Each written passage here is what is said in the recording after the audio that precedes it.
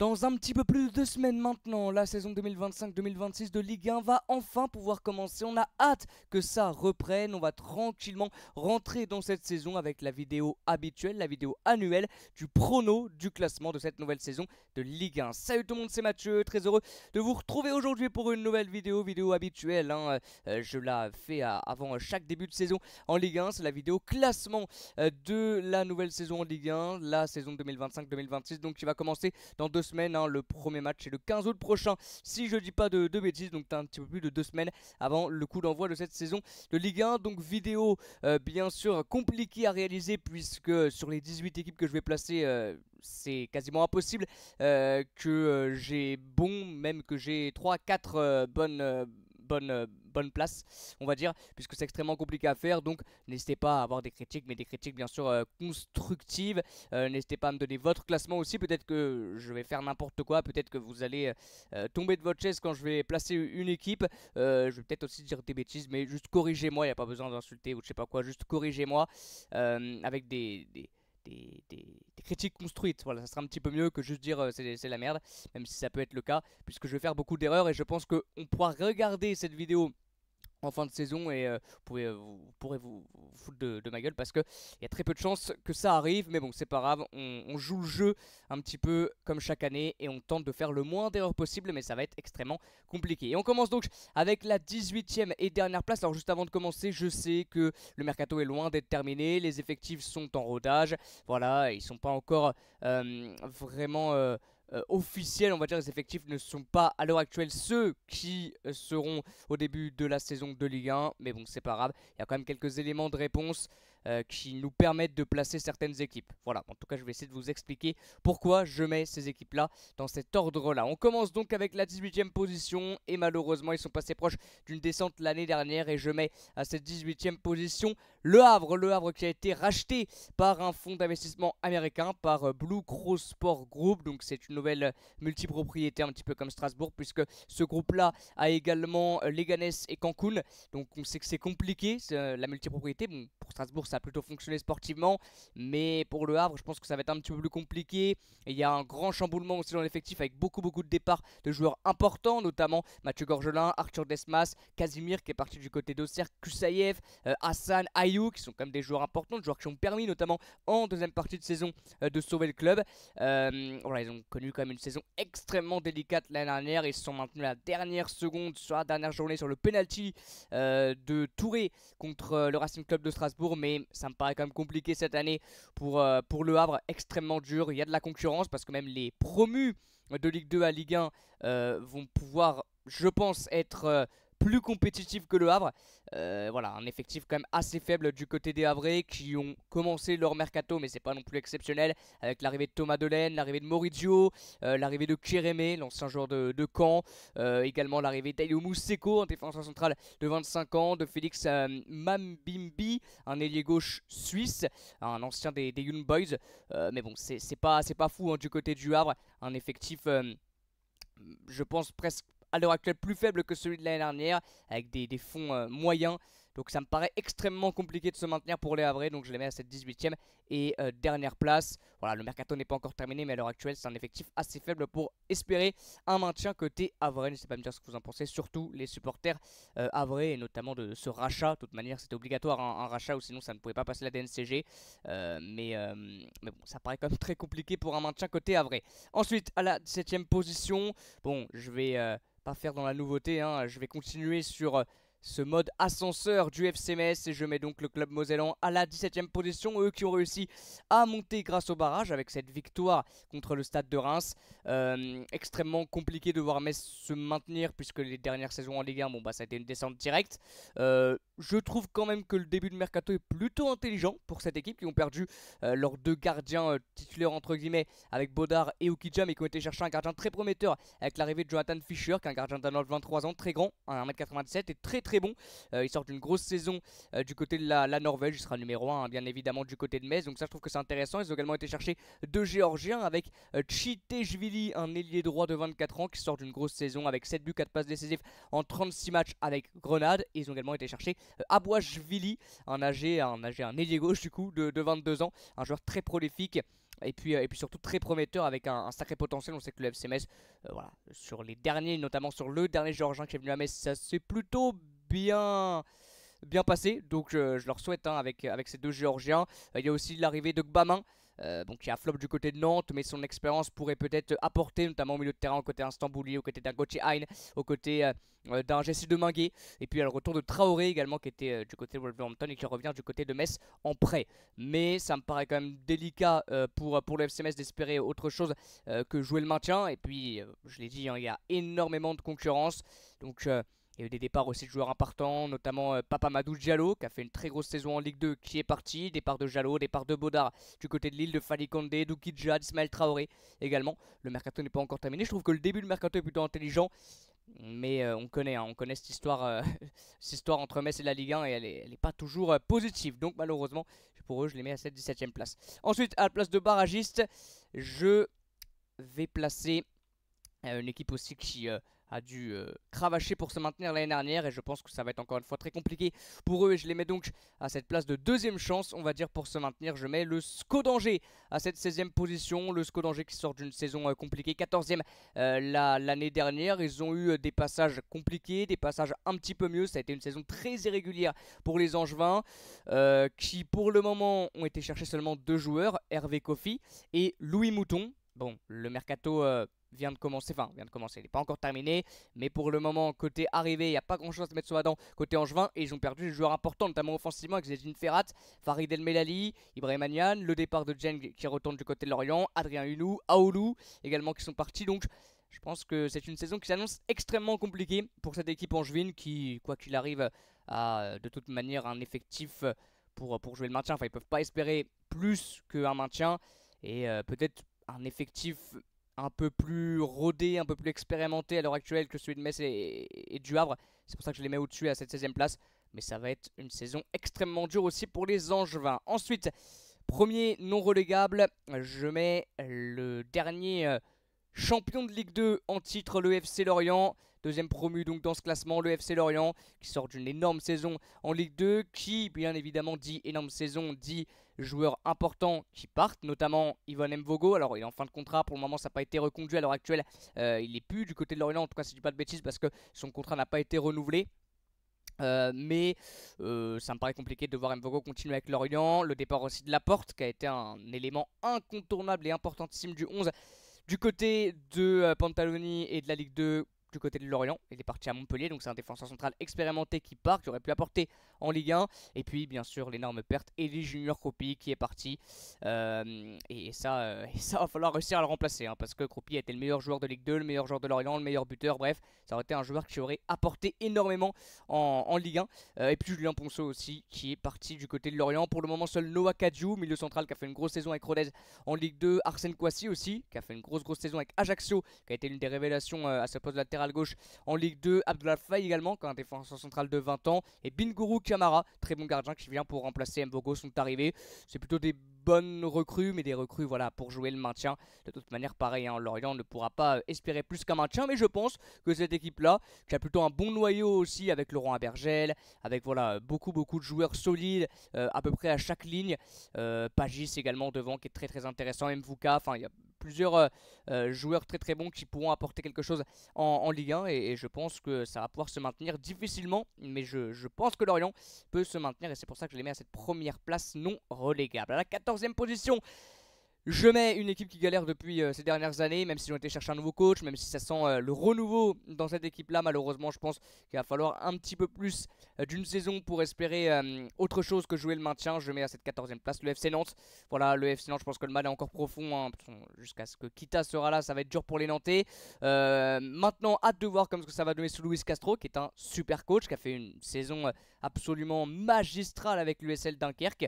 Donc ça peut être le début du renouveau du côté de Nantes, mais comme je l'ai dit, c'est la première saison, donc il faut lui laisser le temps. Je pense que Nantes va encore malheureusement jouer le bas du classement, va encore avoir des moments compliqués en Ligue 1, comme c'est le cas depuis quelques saisons maintenant. En plus, il y a un premier match contre le Paris Saint-Germain, donc les premiers points vont devoir attendre côté nantais. Voilà, ça va être dur. Ça va être dur. Pour le moment, il n'y a pas eu énormément d'arrivées du côté de cette équipe nantaise. Il y a eu l'arrivée de Castro, de Benatab, qui est la révélation de National, qui a été le meilleur joueur de National. Il était du côté d'Aubagne, il a été énormissime. C'est une très très belle arrivée du côté de Nantes. Réellement, c'est très intelligent d'avoir été chercher Benatab parce qu'il a fait une saison complètement folle avec cette équipe d'Aubagne en National. Alexis Mirbach également, qui est un gardien. Il y a eu le départ d'Alban Lafont, donc peut-être qu'Alexis Mirbach, ancien de Metz, vient, alors peut-être pas pour être numéro 1 parce qu'il y aura Lopez, mais pour entrer dans cette rotation. L'arrivée de Radakovic, qui est un défenseur central très expérimenté de 31 ans, de Awadziem, également défenseur qui vient de la MLS avec beaucoup d'expérience, et puis Kouon, qui est un milieu défensif venant d'Écosse, donc pas des joueurs très connus, pas des joueurs qui ont beaucoup d'expérience en Ligue 1. Et puis le départ, c'est aussi pour ça que je les mets encore assez bas, cette équipe nantaise, puisque le départ de joueurs extrêmement importants, dont du meilleur joueur de Nantes sur les dernières années, Moses Simon, bien sûr, qui est parti du côté du Paris FC. Départ aussi de Marcus Coco, départ de Nicolas Palois, départ de Chirivella et d'Augusto, qui faisait comme une belle paire au milieu de terrain. Départ d'Alban Lafont, Cadevere, de Castelletto. Donc beaucoup de joueurs importants. Donc malheureusement, je pense que ça va être encore une saison galère pour les Nantais. À la 13e place, je mets une équipe que j'ai absolument envie de voir jouer cette année, bien évidemment.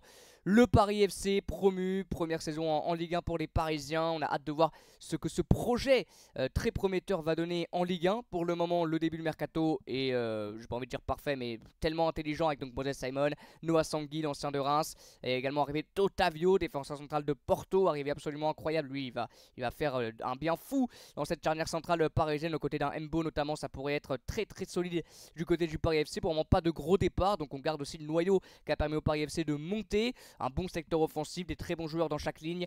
Donc en plus le mercato n'est pas terminé, donc il devrait encore avoir quelques recrues. C'est très intelligent pour le moment ce qu'ils réalisent les Parisiens. Ils ont fait aussi, alors c'est pas encore terminé, mais des bons matchs amicaux, notamment une victoire contre Saint-Etienne et une victoire contre Sion. Ils ont perdu contre l'Union Saint-Gilloise, mais bon, les amicaux veulent pas dire grand chose, mais ça montre aussi que c'est une équipe déjà qui est en forme. Et je pense qu'elle va l'être dès le début de championnat. Il va falloir la suivre. Je dis pas que ça va être un maintien facile, mais je pense que elle va se maintenir plus rapidement que prévu, et peut-être plus rapidement que d'autres équipes. Et ça sera, ça c'est le petit prono, la première équipe des 3 promus. Donc pour moi, ça arrivera devant Lorient et devant Metz.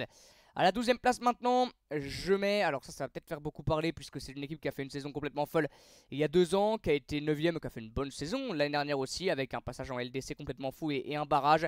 Je mets le Stade Brestois à cette 12e position. C'est assez bas quand même pour Brest, parce que 12e ça voudrait dire qu'ils sont quand même pas très très loin de la zone de relégation. Ça fera beaucoup parler je pense, mais je mets cette équipe là parce que je trouve qu'il y a énormément de concurrence, et que voilà, c'est vrai que le Stade Brestois a été énorme il y a 2 ans, on va pas leur enlever ça, même l'année dernière, hein, ils sortent d'une belle saison. 9e place pour Brest, c'est plutôt pas mal. Pour le moment, il n'y a pas eu d'arrivée, seul Junior Dias de 3 est arrivé, et des départs très importants. C'est aussi pour ça que je mets cette équipe assez bas, parce qu'il y a eu des départs très importants. Maintenant, bon, Eric Roy a réussi à faire finir cette équipe 2e ou 3e, je sais plus, il y a 2 ans, et les qualifier en Ligue des Champions. Les qualifier aussi en barrage, avec pas non plus une équipe de folie. Donc il est encore capable de faire des tours de magie, Eric Roy. Mais c'est vrai qu'il y a eu le départ de Marco Bizot, de Salah, de Pereira Lage, de Joas Martin, d'Eidara, et puis les départs parce qu'ils étaient prêtés, de Fèvre, de Koulibaly, de Fernandez. Donc ça va falloir les remplacer. Le mercato n'est pas terminé, donc il y aura d'autres arrivées. Mais je vois pas malheureusement Brest faire une grosse saison cette année. Il y a beaucoup de concurrents. Je pense que les autres clubs devant eux se sont mieux renforcés et ont plus de chances de finir devant eux. On verra ce que ça va donner du côté de Brest. Je leur souhaite faire une grosse saison, mais ça me paraît compliqué pour eux. Et puis peut-être qu'il y aura le départ aussi de Pierre Lesmelou, d'autres joueurs très importants. Donc hâte de voir ce que ça va donner. Je fais confiance bien sûr à Eric Roy, mais malheureusement je sens aussi une saison assez galère pour les Brestois. À la 11e position, je mets la JOCR qui sort d'une grosse saison, qui a fini 11e l'année dernière. Je les mets à cette 11e place aussi. Je pense que ça peut continuer sur la lancée, puisque le début de mercato est plutôt intelligent côté Auxerrois. C'est possible de récidiver la saison dernière qu'ils ont faite, avec une très belle équipe, un bon coach, une ambiance sympa du côté de l'Abbé Deschamps, un mercato intelligent, un club qui travaille très bien, très bon président. Il y a eu des départs, notamment 2 très importants, de joueurs qui ont vraiment été des éléments incontournables de la grosse saison auxerroise, avec Gaëtan Perrin et Traoré qui était prêté, donc c'est normal. Gaëtan Perrin, c'est un peu plus problématique je pense pour les supporters auxerrois, surtout au vu de son club de départ, mais je trouve que le début de mercato est plutôt intelligent. L'arrivée de Casimir qui a été plutôt bon avec le Havre, Sierralta, défenseur central de Watford, qui est expérimenté, je crois qu'il a 31 ans, donc il va apporter énormément de solidité dans cette défense, notamment aux côtés de Djoubal, si je dis pas le bêtise, qui est encore du côté d'Auxerre, j'espère ne pas me tromper. Marvin Senaya aussi, l'ancien Strasbourgeois. Haussmann, qui est un ailier gauche très prometteur, qui était titulaire avec Feyenoord, qui a fait 3 matchs de Ligue des Champions, donc très très hâte de voir aussi ce que ça va donner. C'est un vrai joueur de déséquilibre, un vrai profil de joueur de couloir, très rapide, puissant, techniquement très très fort. Donc hâte de voir ce que ça va donner. Le mercato n'est pas terminé, donc Auxerre, sans aucun problème, peut faire encore une grosse saison. À l'heure où je m'enregistre, ils sont en train de jouer un match amical contre Grenoble là. Mais non, Auxerre, j'ai encore envie de voir ce que ça va donner. Je pense que ça va se maintenir aussi assez facilement côté Auxerrois. Ensuite, 10ème position, je vais mettre le TFC à cette 10ème position, le Toulouse Football Club, qui connaît des saisons ni trop basses depuis qu'ils sont remontés en Ligue 1. Ils avaient connu une saison assez incroyable avec cette victoire en Coupe de France et cette épopée en Europa League. Mais voilà, je m'attends à une saison assez similaire pour les Toulousains. Voilà, ni trop haut, ni trop bas. C'est trop irrégulier pour faire une très très grosse saison. Mais le club travaille assez bien pour que ça soit la catastrophe. Donc voilà, je pense que Toulouse va réussir à se maintenir aussi facilement sans pouvoir aller chercher beaucoup plus haut. Des départs importants, notamment à Bouclal, Joshua King, Soiseau. Et puis il y a eu seulement l'arrivée de Mario Sauber, qui est un milieu offensif central de 21 ans, très prometteur, qui a connu que le championnat slovaque, mais qui a réalisé de très grosses saisons en Slovaquie. Donc voilà, on sait que ça travaille beaucoup sur la data, donc ça va encore faire venir des joueurs assez inconnus au bataillon en Ligue 1, mais qui devraient bien performer. Donc Toulouse, toujours une équipe à suivre, toujours une équipe qui est capable aussi de gêner les meilleurs. Donc je les mets à cette 10ème position dans le ventre mou de ce classement. 9ème place maintenant, à la 9ème position. Malheureusement, je pense encore une saison assez galère, puisque cette équipe-là vise beaucoup plus que la 9ème place. Mais je mets le Stade Rennais à cette 9ème position, même si j'ai hâte de voir ce que ça va donner sur une saison pleine avec Habib Beye, puisque Habib Beye est arrivé en deuxième partie de saison du côté de Rennes. Donc j'ai hâte de voir ce que ça va donner sur une saison pleine avec le Stade Rennais, puisque Habib Beye est un très très bon entraîneur. C'est lui du coup qui va avoir ses choix sur les arrivées des différents joueurs. Pour le moment, il y a eu l'arrivée de Quentin Merlin, de Valentin Rongier, c'est très intelligent, départ de joueurs très importants, notamment Truffert, Assignon, les joueurs de côté, Furuhachi, Mathieu Siwa également qui sont partis, Mandanda en fin de contrat. Le mercato n'est pas terminé, je pense que ça va encore aller chercher quelques joueurs. Je pense que Rennes va prendre un peu plus son temps que l'année dernière, puisque ça a flop énormément sur les arrivées de l'année dernière, notamment Glenn Kamara, notamment Grunbeck. Ça a flop énormément sur les arrivées. Meister aussi du côté de Rennes sur le mercato estival dernier, donc ils vont prendre un peu plus leur temps. Pour le moment c'est intelligent, Merlin, Rongier très intelligent, mais pareil je pense que les autres équipes devant eux sont meilleures que cette équipe rennaise, beaucoup trop irrégulière, un petit peu toujours dans le mal. Donc je les mets à cette 9ème position. À la 8ème place ça devient compliqué, ça devient très compliqué, parce que là je sais que ça va faire polémique, puisque si je mets votre équipe là vous voudriez l'avoir plus haut, mais je suis désolé mais je peux pas mettre toutes les équipes à la 3ème place. Et je mets donc le Racing Club de Lens à cette 8ème position. Le Racing Club de Lens, très hâte aussi de voir ce que ça va donner sous Pierre Sage, puisque Pierre Sage on l'a connu que à Lyon, il a réalisé des choses complètement folles avec l'OL. Est-ce qu'avec Lens il peut aussi faire des choses folles? Je pense que oui, je pense que le Racing Club de Lens sera dans la course pour une compétition européenne en fin de saison. Pour le moment pas beaucoup d'arrivées, seulement celle de Mathieu Hudol, l'ancien Messin, très intelligent d'avoir été le chercher, et de Beido qui est un défenseur central prometteur de 21 ans. Ils ont également été chercher deux gardiens, Robert Risser et Gürtner, avec le départ de Ryan, c'est ça, Mathieu Ryan, qu'ils n'ont pas gardé. Donc à voir qui sera le numéro 1 entre Gürtner et Risser. L'expérience du côté de l'ancien Amiénois et de la jeunesse, et beaucoup de talent du côté de l'ancien Strasbourgeois. Et puis il y a des départs très importants, c'est aussi pour ça que ça va être compliqué, parce que déjà que ces joueurs là ils n'ont pas réussi à faire une saison folle l'année dernière avec beaucoup d'irrégularité. Mais alors là il y a eu le départ de Facundo Medina, le départ de Neil Ainaoui qui était un des meilleurs joueurs de Lens l'année dernière, départ de Nampalis Mendy, d'Embala Enzola, de Djoumaba qui repart du côté de... Enfin qui est reprêté je pense par City du côté de Nice, départ de Koyalipou également. Donc hâte de voir ce que ça va donner sous Pierre Sage, qui peut faire de la magie aussi comme il l'a fait avec Lyon. Mais il y a eu des départs très importants. Le mercato n'est pas terminé, donc il y aura des remplacements à la hauteur. Mais je vois pas Lens finir plus haut qu'une 7ème ou maximum 6ème place. Et je les mets donc à cette 8ème position. Ensuite 7ème place. Alors ça aussi ça va faire parler bien évidemment, mais je ne vois pas comment l'Olympique Lyonnais peut faire une grosse saison cette année, puisqu'ils ont perdu des joueurs importants, et puisqu'ils ont connu surtout une intersaison extrêmement délicate, les Lyonnais. Voilà, ils étaient très proches de la Ligue 2, donc c'est très dur. Bon, ils ont quand même le temps de préparer leur saison en Ligue 1, puisqu'ils ont été prévenus assez en avance quand même qu'ils allaient évoluer dans l'élite du football français. Mais je m'attends à une saison extrêmement complexe pour les Lyonnais, avec un coach toujours suspendu bien sûr, une intersaison très délicate, des départs départs importants, avec le départ de Lacazette, de Benrahma, Tagliafico, de Perry, de Verretou. Pour le moment, il y a eu l'arrivée d'Alfonso Moreira, un ailier gauche du Sporting très prometteur de 20 ans. Ruben Kluivert également, défenseur central de 24 ans venant de Casapia, ou sinon pas d'arrivée pour le moment. Ils n'ont pas de remplaçant à l'heure actuelle à Luca Perry, alors est-ce qu'ils vont compter sur Mathieu Patouillet, je ne sais pas du tout, ou Rémi Descamps à voir, mais il y a des départs très importants. Et beaucoup de choses autour de ce club qui me font dire que ça va être compliqué d'aller chercher mieux qu'une 7ème, 6ème position. Ensuite, on arrive dans les places européennes et à la 6ème place, je mets le LOSC, le LOSC, Lille tout simplement, à cette 6ème place, le club de Bruno Genesio. Également des départs très importants avec bien sûr Jonathan David, Angel Gomez, Rémi Cabella, Mitchell Baker, Goodmanson. Il va falloir les remplacer pour le moment. Il y a des arrivées intelligentes avec bien évidemment Olivier Giroud, mais c'est pas le remplaçant je pense sur le papier de David, hein. Ils vont aller chercher un autre joueur pour vraiment remplacer Jonathan David je pense. Arrivé également de Broholm, de Baudard, l'ancien gardien de Metz, de Nathan Ngoy, un très bon défenseur central très jeune qui était du côté du Standard, de Félix Correa qui sort d'une très grosse saison avec Vicente, 9 buts, 4 passes D en 33 matchs. Le mercato n'est pas terminé bien sûr, mais voilà, je pense que les équipes que j'ai mis au-dessus sont peut-être, je sais pas, meilleures, en tout cas peut-être qu'ils ont perdu moins en termes de joueurs importants. Du côté de cette équipe lilloise, il y aura encore une fois énormément de concurrence. Je pense que ça va ressembler à la saison dernière au niveau des places européennes. Ça va être très serré. Et je m'attends à une saison plutôt bonne pour Lille, mais avec beaucoup de concurrence. Et voilà, je les mets à cette 6ème place. Mais s'ils finissent 5ème, 4ème ou 3ème, bien sûr, ça ne choquera personne. Ensuite, à la 5ème place, je mets le Racing Club de Strasbourg qui sort d'une saison assez folle, complètement folle même, hein, du côté de la Ligue 1 cette année, avec Liam Roseneur qui a fait une saison incroyable. Des départs très importants, Petrovic, Santos, Sarr, Habib Diarra, bien évidemment, mais toujours sur cette lignée de cette jeunesse, de cette fougue, de cette équipe talentueuse du côté de Strasbourg. Un début de mercato qui est toujours sur cette lignée-là de jeunes joueurs avec Koulibaly, l'ancien de Brest, Maxi Oyedele, 20 ans, milieu défensif qui a joué du côté de Varsovie, Joaquin Panicelli, j'ai très hâte de voir ce que ça va donner, l'Argentin de 22 ans qui sort d'une énorme saison avec 20 buts en 40 matchs avec Mirandes, arrivé aussi de Pape Demba Diop en milieu central.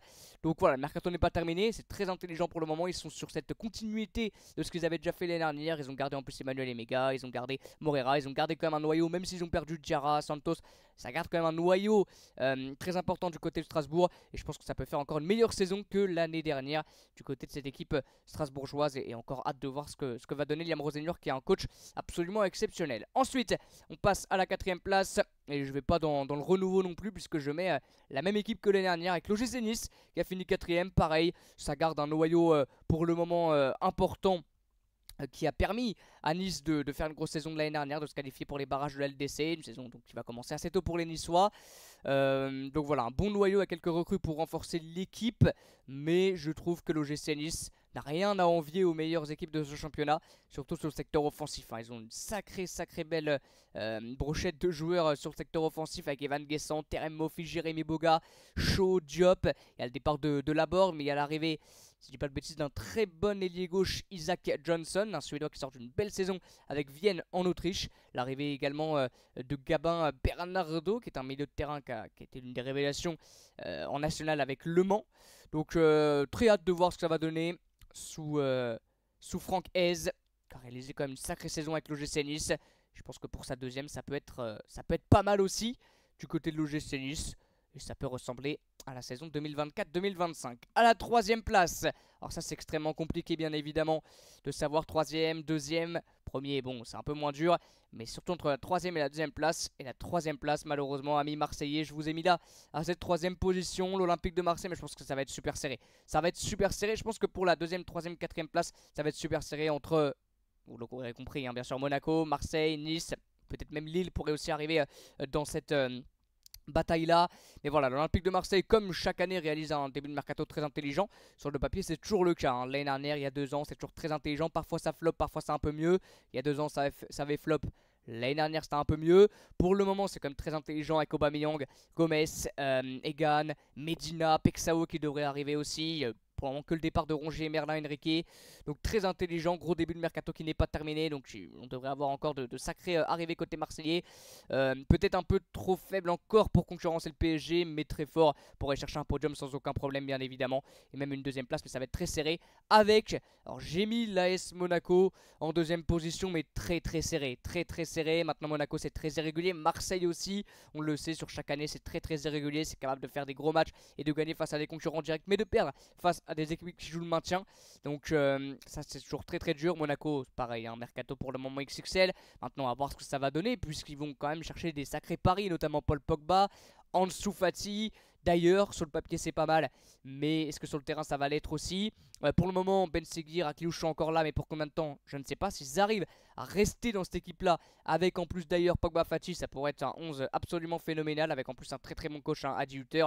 Donc très hâte de voir ce que ça va donner. Pour le moment l'équipe est très bien renforcée, puisque pareil il y avait un noyau déjà central quand même intéressant, et pour le moment c'est 3 arrivées très intelligentes, et s'ils arrivent à garder leurs joueurs phares, ça pourrait être encore plus fort pour cette équipe monégasque. Et bien évidemment à la première place, bon pas de surprise, je pense qu'elle est imbattable cette équipe là, le Paris Saint-Germain. Voilà, je vais pas expliquer pourquoi, hein, ils sont largement meilleurs que les autres, même si cette année ça continue comme ça au niveau du mercato, et si ça réussit à être régulier, Monaco, Marseille pourrait peut-être les embêter, je sais pas, mais en tout cas retarder l'échéance, retarder le titre.